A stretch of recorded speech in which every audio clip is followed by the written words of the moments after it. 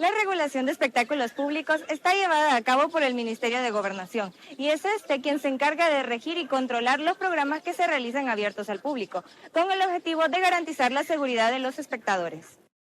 La censura de diferentes programas y espectáculos en la televisión salvadoreña está sujeta a diferentes consideraciones y leyes. En la Constitución de la República de El Salvador constituye que el derecho de la libertad de expresión es uno de ellos. Un ejemplo es del pasado 26 de septiembre del año 2022. Se haría público un comunicado por parte del Canal 10 anunciando su cancelación entre el acuerdo del Infod y la franja educativa con el programa de nombre Aprendamos en Casa, por incumplir los estándares educativos con los que debía cumplir dicho programa.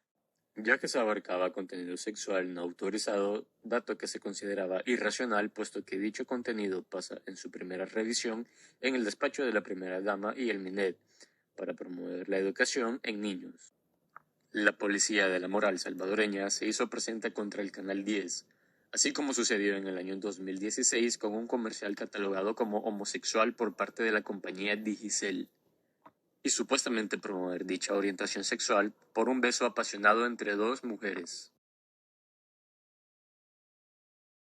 Por otra parte, en el año 2022 se publicó una de las enmiendas impulsada por el presidente Nayib Bukele que establece una pena de hasta 15 años de prisión por la publicación de cualquier contenido escrito que haga referencia al control territorial de las pandillas en El Salvador. Esto generó preocupación tanto en la prensa como en organismos internacionales. Estas medidas han sido comparadas por Bukele con la lucha de Alemania contra el nazismo. Sin embargo, han generado preocupación y críticas por parte de la prensa y organizaciones internacionales, debido a su impacto en la libertad de expresión y el ejercicio del periodismo. Como escuchamos, son varios los casos en los cuales vemos limitaciones relacionadas a la censura de difusión de contenidos en determinadas circunstancias, a pesar que la Constitución garantiza la libertad de expresión y la libertad de prensa. A continuación pasaremos a una entrevista con el jefe y director de comunicaciones de Radio Nuevo FM. Nos comentará y nos dará su opinión respecto al tema. Hablar de es decir, estaban hablando de una cultura sexual. Existe el Kama Sutra. Yo he leído el Kama Sutra. Entonces, el Kama Sutra no es algo vulgar. Sí, estamos aprendiendo, en este caso, muchas cosas que prácticamente los jóvenes de ahora, bueno, los millennials de ahora, lo saben más que nosotros. Entonces, si en ese programa estaban ellos dando una cultura sexual a un niño que según la Lepina, de 10 años en adelante ya tiene uso de razón, ¿por qué se lo van a quitar? Si pueden hablar de la masturbación y no estamos siendo vulgares, porque existe, ¿me entiende? El problema es entrar y vulgarizar las palabras que probablemente estábamos escuchando. Yo en lo personal y la respuesta que les doy, no estoy de acuerdo, totalmente en desacuerdo, porque es una cultura sexual que los jóvenes de hoy en día lo necesitan. Como escuchamos, son varios casos en los cuales vemos limitaciones relacionadas con la censura de la difusión de contenidos en determinadas circunstancias, a pesar que la Constitución garantiza la libertad de expresión y de prensa en el artículo 6, reconociendo el derecho de las personas a expresar y difundir su pensamiento de manera libre, sin censura previa. De igual manera, esta Ley de Acceso a la Información Pública, la cual establece mecanismos para el acceso a la información y también es fundamental para un periodismo libre y transparente. Sin embargo, hay preocupaciones sobre su implementación y falta de garantías efectivas para el acceso a la información.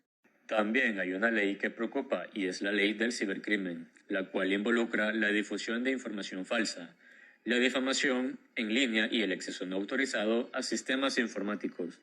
Sin embargo, se ha planteado que esta ley puede ser utilizada para restringir la libertad de expresión y criminalizar a periodistas por expresar opiniones críticas en línea. Es que en el caso de los espectáculos públicos, las autoridades pueden imponer restricciones legales en situaciones específicas, como la protección de menores de edad. No obstante, es importante que estas restricciones estén claramente definidas y que se garantice que la aplicación de estas restricciones no se conviertan en un mecanismo para censurar arbitrariamente la libertad de expresión. A continuación, Carlos Domínguez, quien trabaja para la Asociación de Periodistas APES, nos brindará su opinión sobre los temas de la censura en los espectáculos públicos, desde su perspectiva como profesional, los cuales entran con las normas para ser regulados y el proceso que llevan para darle seguimiento de manera legal. Ese régimen de excepción coincidió con la disposición establecida en la legislación procesal penal para que se considerara como apologistas de la violencia o del terrorismo todas aquellas publicaciones que hiciesen mención a los grupos conocidos como pandillas o maras. Esa disposición legal se ha convertido en un mecanismo de autocensura para los periodistas, para los comunicadores, para los generadores de opinión. ¿Por qué? Porque los distintos medios de comunicación han dejado ya de hacer publicaciones referidas a estos grupos y prácticamente se alimentan en sus contenidos noticiosos de insumos que brindan las autoridades estatales. Entonces, hay un mecanismo de autocensura que raya en la disposición pues, de censura. Alguien podría decir, sí, es una censura previa. El asunto es que si se hace ese tipo de advertencias legales, lo que se logra es un efecto inhibidor en las comunicaciones. Entonces, cuando ya un tema se le pone la categoría de censurado, quiere decir que no se hable de eso.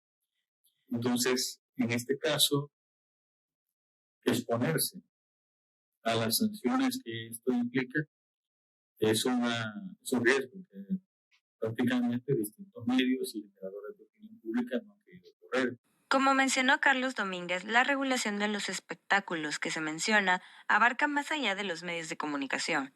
También incluyen actividades realizadas para todo público como pueden ser en auditorios, plazas y demás, que con base en la ley se deben considerar y dar seguimiento para la realización de estas al público. En la actualidad, el tema de la censura y regulación de espectáculos públicos es un tema bastante delicado, ya que puede afectar el pensamiento para las personas adultas y para niños. Exactamente, Karen. En la actualidad son muchos de los programas de la televisión salvadoreña que constantemente son monitoreados y regulados por las instituciones pertinentes.